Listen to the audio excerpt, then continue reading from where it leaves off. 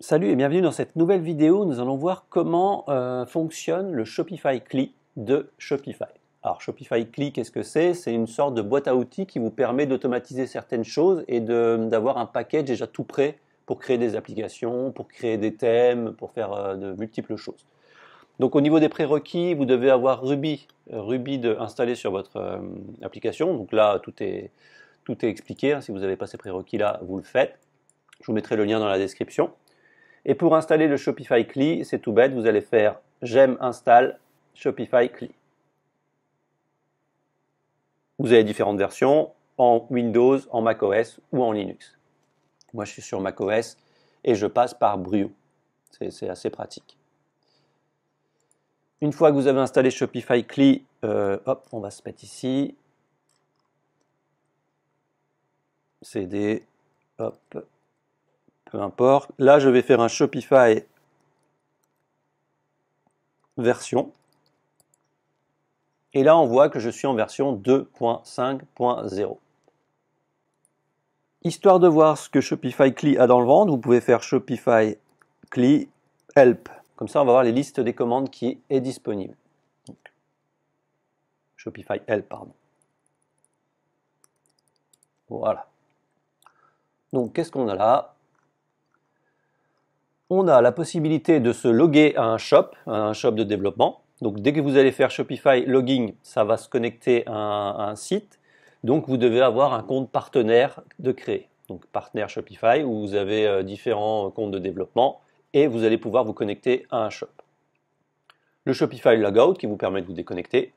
Et là, on a directement la création d'applications. Donc, vous pouvez créer trois types d'applications. Une application Node.js, une application en PHP qui va utiliser Laravel, le framework Laravel. Et vous avez également la possibilité de le créer en Rails, en Ruby on Rails. Donc majoritairement, vous avez les mêmes fonctionnalités. Vous avez la possibilité de connecter votre application, de créer une application, de déployer l'application pour pouvoir la déployer directement sur Shopify Store. Generate, c'est pour pouvoir générer des contenus différents, par exemple des contenus fictifs de produits, de clients, etc. Open, c'est pour ouvrir l'application. Serve, c'est pour créer un serveur de développement pour pouvoir faire fonctionner en dev votre application. Et les tunnels, c'est pour créer une URL de type ngrok qui va vous permettre de simuler une fausse URL afin de pouvoir installer votre application. Pour le Shopify PHP, vous avez la même chose, mais vous n'avez pas, parce que ça c'est assez nouveau, vous n'avez pas le Generate. Et le Shopify Populate, c'est pour pouvoir créer justement des exemples, des exemples de customer, d'order, de Generate. Contrairement à Generate, là, Generate, ça va vous permettre de générer des codes qui vous permettront de faire des choses. Et là, le Populate, c'est pour créer vraiment des choses dans Shopify. Au niveau ici, Shopify Store, c'est pour voir quelle application vous avez, quel thème vous avez de connecter avec Shopify. Donc moi, c'est mon thème de développement pour Speedfly. Donc si je fais Shopify logging, par exemple,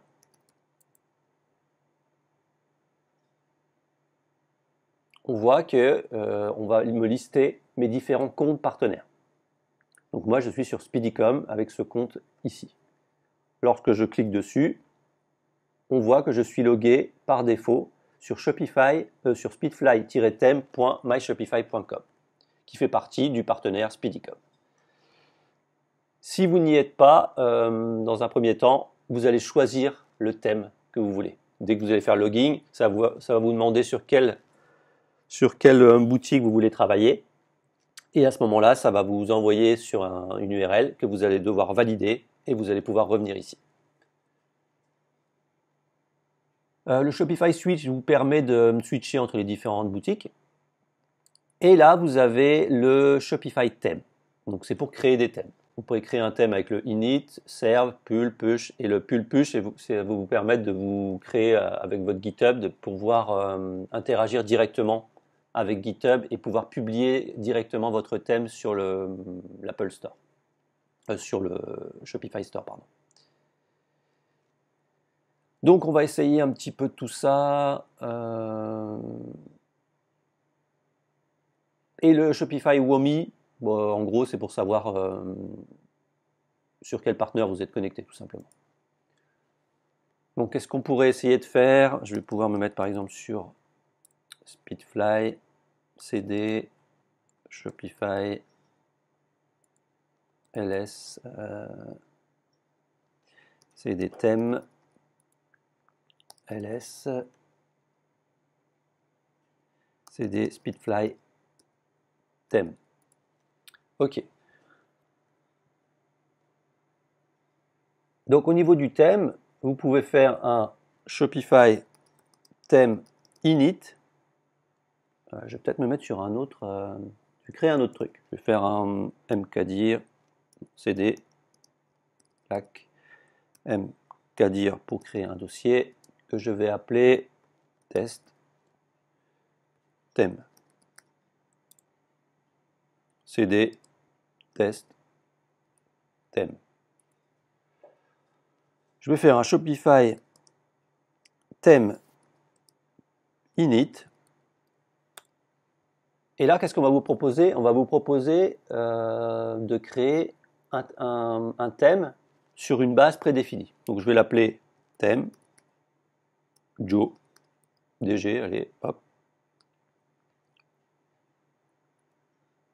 Et là, qu'est-ce qui se passe? En fait, on vous clone le kit de démarrage de Shopify. Donc le kit de démarrage et le thème par défaut de Shopify, c'est le thème Down. En fait, vous allez pouvoir partir sur cette base pour créer votre thème. Donc c'est pratique parce que tout est déjà fait, c'est déjà un thème existant et vous avez le droit de l'utiliser parce que c'est une bonne pratique, c'est ce que Shopify propose pour pouvoir être listé sur le Shopify Store. Alors attention, si vous utilisez ça, vous êtes obligé de publier votre thème sur la plateforme de Shopify, donc le Shopify Store. Si vous voulez développer un thème indépendant, par exemple moi Speedfly, je n'ai pas le droit de partir sur cette base. Attention, c'est dans la licence, vous n'avez vraiment pas le droit d'utiliser Down. Donc une fois que c'est fait, vous pouvez faire un code point pour lancer Visual Studio Code par exemple, et on peut voir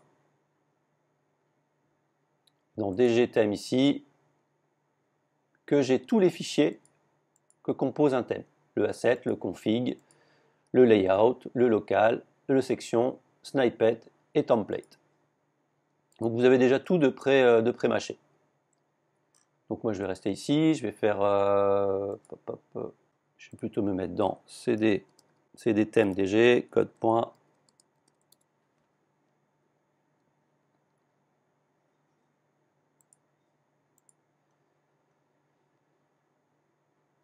Je vais ouvrir le terminal ici.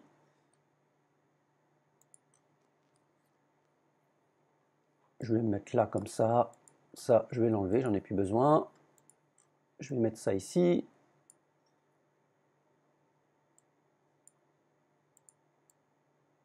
Ok.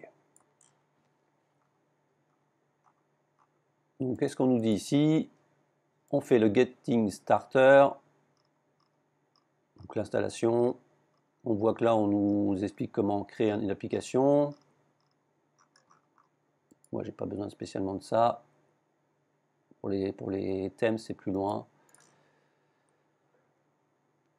Donc, au niveau de la liste des commandes, on va recommencer. Shopify help. On a tout ça. Pour l'instant, j'ai pas besoin de ça. Voilà. Donc, au niveau de notre thème, je vais faire un thème check, par exemple. Le thème check va vous permettre, en fait, Shopify, pardon, thème check. Ce que ça va nous permettre? Ça va nous permettre de checker, en fait, tous les fichiers et de voir si on a des erreurs. Donc, on va voir si Shopify a fait des bêtises. Oui, il y a une petite erreur ici. Le image lazy loading, add loading égale lazy. Et on voit qu'il y a une petite suggestion. C'est une suggestion, c'est pas une erreur. Et en fait, ça va vous donner des suggestions, des erreurs et des choses qu'on peut automatiquement corriger. Donc c'est très pratique, hein, ça vous dit si vous avez des petits soucis et vous pouvez les corriger facilement. Donc je ne vais pas tout vous faire au niveau des options, je vais juste vous montrer certaines choses qui peuvent être intéressantes. Donc on va faire un Shopify theme serve, et qu'est-ce qui va se passer? on va se connecter à notre shop, le shop où on est connecté avec notre partenaire. En attendant, je vais vous montrer le down. Le temps que ça charge, en fait, c'est le repository où on a copié le thème down pour partir sur une bonne base. Vous voyez qu'ici, on a copié tout ça et c'est la base de départ. Donc ça met encore un petit peu de temps, hein. Au début c'est long, après c'est rapide. Ok, une fois que c'est fait, on arrive ici et vous voyez une URL ici, une URL là, et ici une URL de l'administration. Donc on peut faire, on clique ici, on nous a généré automatiquement le down, donc le thème down, et ici on a la possibilité d'avoir l'éditeur.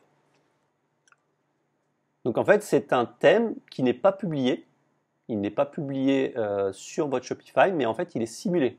Donc c'est une version que vous avez sur votre machine, sur votre ordinateur, qui simule le fait d'avoir une URL locale, ici. Et là, votre, vous voyez, développement, c'est un thème de développement. Si on va sur le thème ici,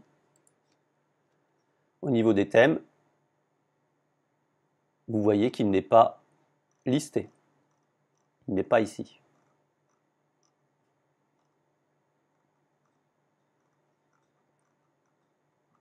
Alors pour ce faire, pour se donner un petit peu une idée, là il s'appelle comment?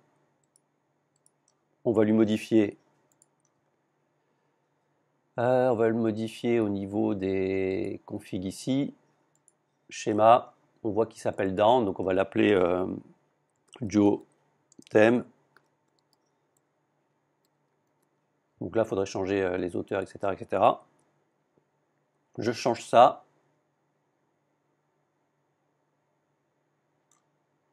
Je reviens sur l'admin. J'actualise.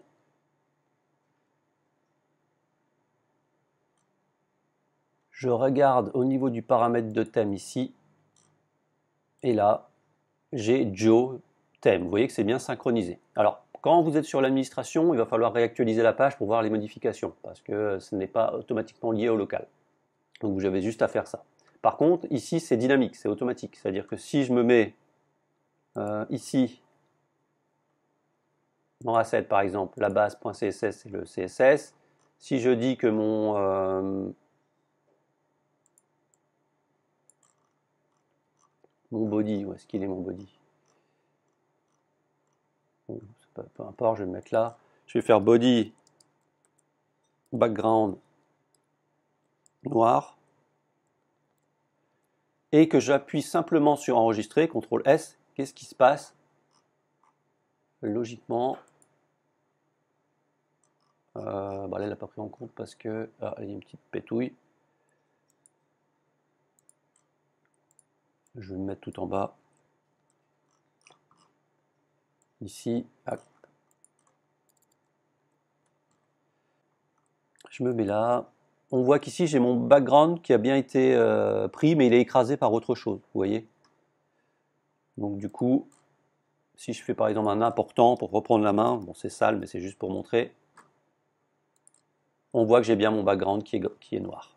Et vous voyez, j'ai eu besoin juste de faire CTRL S. Bon là, il y a une petite pétouille sur le footer, je ne sais pas ce qu'ils sont en train de faire Shopify, mais c'est pas mon souci.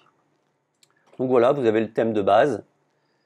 Vous pouvez faire vos modifications. Si je retourne ici, on peut bien constater, parce que là j'avais un down pour le test, mais que le down Joe n'est pas là, ça c'est un ancien, et vous voyez que le thème n'est pas listé ici. Si vous voulez le lister, il va falloir le mettre sur GitHub, et ensuite ici, faire ajouter un thème et se connecter depuis votre GitHub. Ça je le montrerai dans une prochaine vidéo. Donc voilà, là vous travaillez dessus, et puis quand vous êtes content, bah, vous pouvez annuler, donc vous faites CTRL-C pour annuler le serveur, et vous pouvez faire, donc là il n'est plus connecté, et vous pouvez faire un Shopify theme push. Alors qu'est-ce que ça fait ça exactement? Ça permet en fait de choisir un de votre repository GitHub pour pouvoir le publier directement. Donc là, on voit que je suis sur Speedfly Theme, mais attention, ça c'est un thème sur lequel je travaille, donc c'est pas celui-ci. Et là, en fait, on peut se mettre sur différentes choses pour pouvoir le greffer à un thème existant sur Shopify. Moi, je ne le fais pas. On a aussi la commande Shopify Theme Pool qui nous permet en fait d'aller chercher un thème pour pouvoir le greffer en local. Moi, je ne le fais pas non plus. Et après, au niveau des commandes, je pense que c'est à peu près tout ce que vous avez besoin de savoir. Shopify Help, thème, init, serve, push, on a vu, delete c'est pour le supprimer, check c'est pour regarder les erreurs, publish. Alors le publish c'est pour le publier directement sur Shopify Store. Ok, alors au niveau des thèmes, on a fait un petit peu le tour. On peut voir la création d'applications, mais ça je l'avais déjà montré dans une autre vidéo. Bon, c'est toujours le même principe, hein. Là je vais faire un CD, je me mets en arrière, CD, hop, je vais faire un mkdir. Là je suis pas dans les thèmes, mais je vais faire encore un CD pour retourner en arrière. Shopify ls, est-ce que j'ai application? Je vais faire un mkdir app. Et ici, je vais faire un Shopify create. Petit trou de mémoire. Shopify node create. Shopify node. Alors, vous pouvez faire en Ruby, en PHP. Moi, je préfère, mon langage, c'est plutôt Node. J'ai fait aussi du Ruby, hein, peu importe. J'ai pas testé le PHP Laravel parce que je suis plus trop fan de PHP en général. Shopify node create. Et là, on vous fait la même chose. Quel nom d'application? Vous mettez DG test. Et là, en fait, on vous demande si c'est une application publique ou custom. Nous, ça va être public. Votre partenaire, donc vous cliquez sur, vous sélectionnez votre partenaire.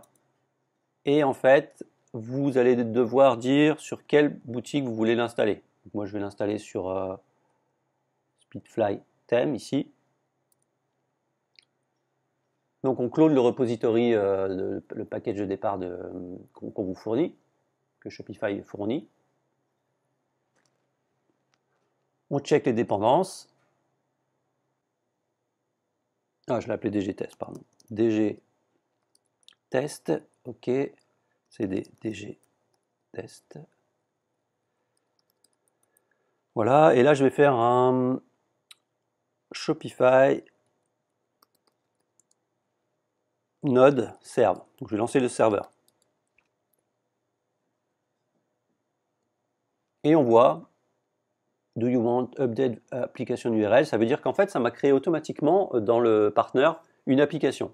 Donc avec les clés, les identifiants, etc., etc. Donc là, je fais oui, ça va upgrader l'URL. Et là, lorsque je vais vouloir ici cliquer là-dessus, ça me permet de créer. Alors j'ai été un peu trop vite. Voilà, donc ça a créé une application et avec une URL qui nous permet d'installer l'application directement sur un store de test. Donc là, j'installe.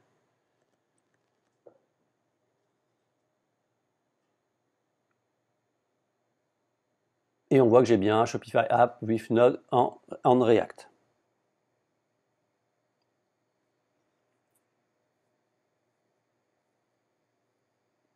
Au niveau de notre GitHub, si j'enlève ça, hop, je me mets ici dans le terminal. Oh bah, j'aurais dû rester là-dedans, c'est pas grave. Clac, Shopify, hop, CD. Je vais faire un ls, je vais faire un CD app DG test et je vais faire un code point. Et on peut voir en fait au niveau de Visual Studio Code que j'ai bien tous les fichiers de notre application, le serveur, le page pour le front, etc. etc. Si ici dans serveur, non dans page, au niveau de mon index.js, j'ai bien le Shopify app with Node on React, et là je mets Toto, je fais un S, j'ouvre mon terminal ici, Je refais un Shopify node serve. Je lance mon serveur. Donc là, il n'y a rien normalement, parce que le temps que le serveur se lance, je ne dois rien avoir, oui. J'attends qu'il ait terminé.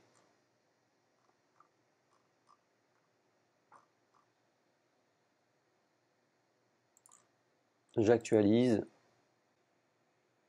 Et on voit que j'ai bien mon Toto ici.